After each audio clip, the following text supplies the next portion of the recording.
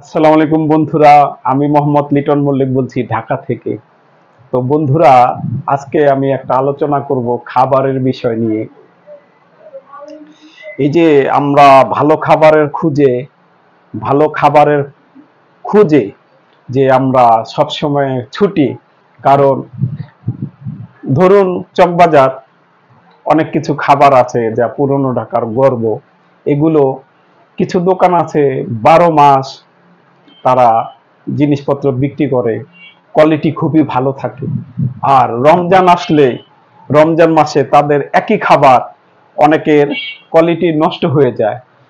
এর কারণ আমি চিন্তা ভাবনা করে দেখেছি, আমার মতের সাথে আপনাদের মত মিলতেও পারে বা নাও মিলতে পারে, তারপরও আমি কথাটা বলি।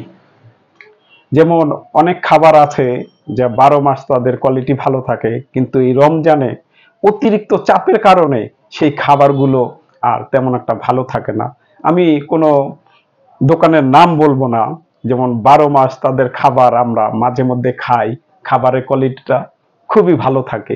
কিন্তু এই রমজান মাস আসলে তাদের হয়তো প্রচুর পরিমাণে চাপ থাকে, বা কারিগররা অবহেলার সাথে খানাগুলো রান্না করে, তার জন্য হয়তো কোয়ালিটি তেমন। এটা হলো আমার মনের কথা। আজকে এই আলাউদ্দিন ভাইয়ের এই দোকানে বসে আমার এই মনের কথাটা বললাম, কারণ খাবারের প্রতি আমাদের একটা ভীষণ ভালোবাসা আছে।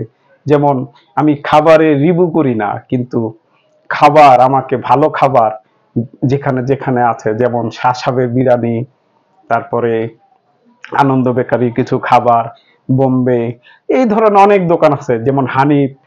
এদের যে উপচে পড়া একটা ভিড় থাকে, তো সব দোকান খাবার যে খারাপ হয় রমজান মাসে তাও না।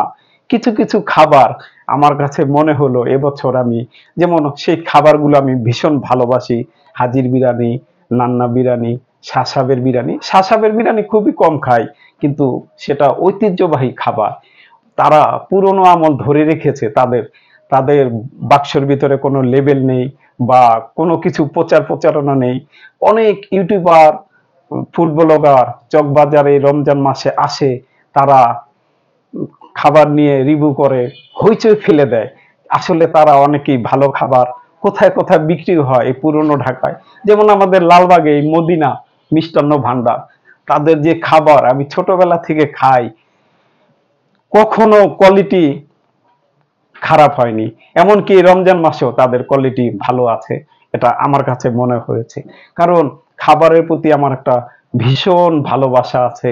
তার জন্য আমি মাঝে মধ্যেই এই পুরনো ঢাকার কিছু খাবার, বা অন্য কোথাও হলো, যেমন দেশি খাবারগুলো আমাকে খুবই কাছে টানে।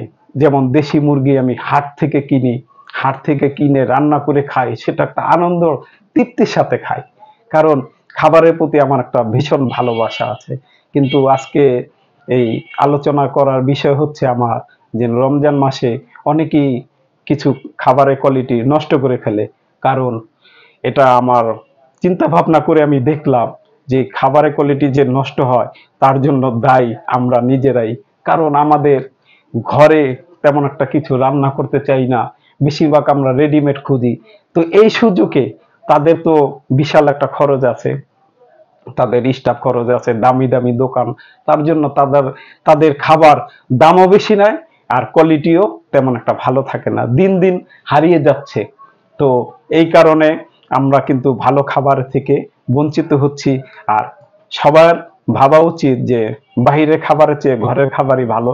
তারপরেও মাঝে মধ্যে একটু বাহিরে খাবার খেতে হয়, কিন্তু আজকে আমি কোনো দোকানের নাম বললাম না।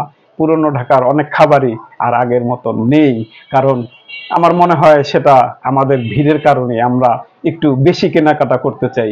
আমরা আসলে ঘরে মনোযোগ দেওয়া দরকার। বাহিরে যে খাবারগুলো আমরা পাই, সেগুলো আমরা ঘরে বানানোর চেষ্টা করব। তো বন্ধুরা, এটাই ছিল আজকের আলোচনা। সাথে থাকার জন্য ধন্যবাদ।